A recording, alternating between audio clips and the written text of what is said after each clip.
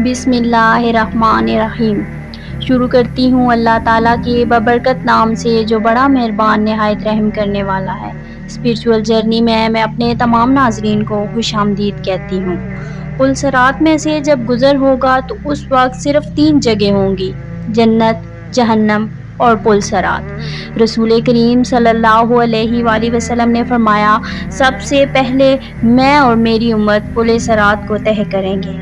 قیامت میں جب موجودہ آسمان اور زمین بدل دیے جائیں گے تو پل صراط میں سے گزرنا ہوگا۔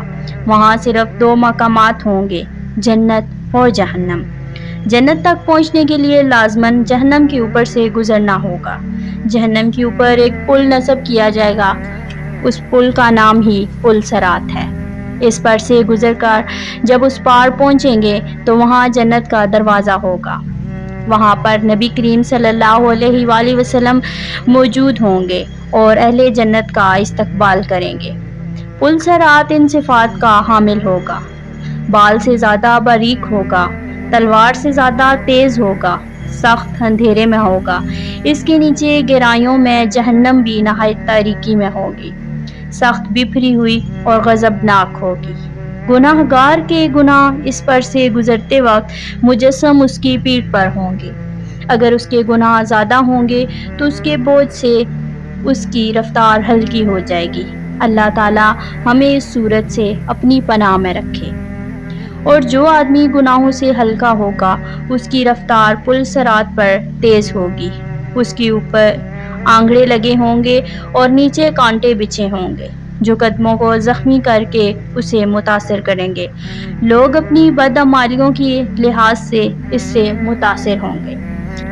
جو لوگ بے ایمانی اور بدعمالی کی وجہ سے ان کے پیر پھسل کر جہنم کے گڑھے میں گر رہے ہوں گے تو ان کی بلند چیخ و پکار سے پل صراط پر دہشت طاری ہوگی۔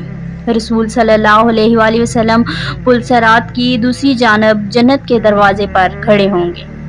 جب ہم پل صراط پر پہلا قدم رکھ رہے ہوں گے تو آپ صلی اللہ علیہ وآلہ وسلم اللہ سے دعا کرتے ہوں گے، یا ربی سلام، یا ربی سلام۔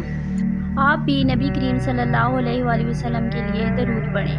لوگ اپنی آنکھوں سے اپنے سامنے بہت سے لوگوں کو پل صراط سے گزرتا ہوا دیکھیں گے، لیکن ان کی کوئی فکر نہیں کرے گا۔